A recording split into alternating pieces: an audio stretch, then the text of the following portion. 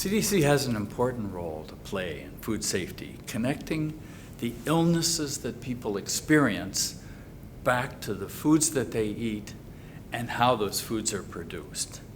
We track the illnesses, we investigate problems when they're found, and we try to understand what the sources of those infections were so that ultimately they can be corrected and our food can be safer. Food-borne disease is an important problem in the United States. We estimate 48 million people get sick from food-borne infections every year. That's 1 in 6 Americans. We are always keeping an eye on E. coli 0157, a nasty bacteria, and Salmonella and Listeria, and a number of other ones. Last summer and spring, we had problems with lettuce. Romaine lettuce and other produce was a particular issue. Fortunately, didn't see it quite repeat this summer. But we've had problems with imported foods. We've had problems with ground beef and chicken and a number of other processed foods. We depend on several lines of investigations to figure out that a particular food is the source of an outbreak.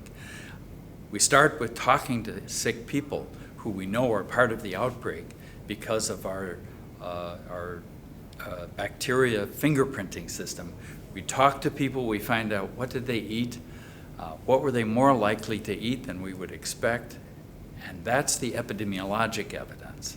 Then suspect foods get traced back to the source, and if we have people in a number of different states who are all eating the same food that all came from the same source, that traceback itself is an important kind of information. And finally, there's microbiologic evidence when either the food itself can be tested or the production facility or the processing facility is tested, and we find exactly the same strain of bacteria there that's in the sick people.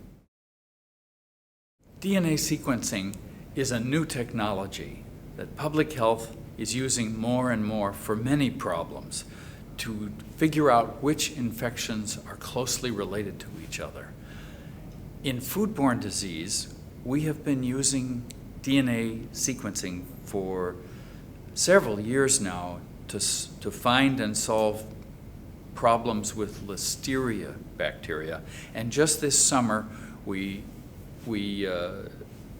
started the system. We launched a whole system across the country in all 50 states to do DNA fingerprinting, DNA sequencing of Salmonella and E. coli, as well as Listeria.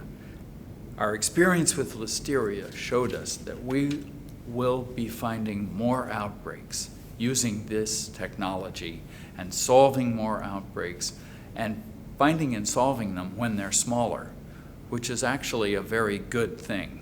This is an opportunity to understand where the sources of contamination are so that they can be fixed. Fixing them depends on partnerships with lots of people across the food industry. We partner with state and local health departments to do the investigations and the monitoring.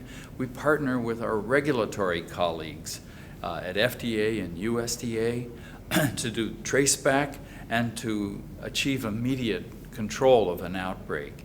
And we partner with the industry itself, with academic researchers, and with consumers to ultimately develop the new processes and policies that are going to make our food safer in the future.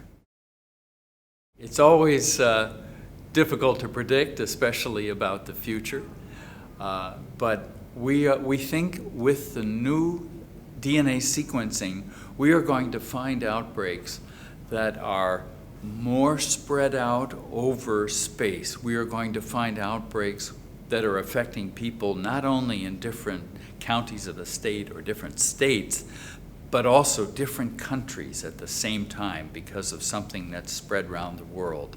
We're going to find outbreaks that last longer in time, that start small and slowly expand, affecting more and more people.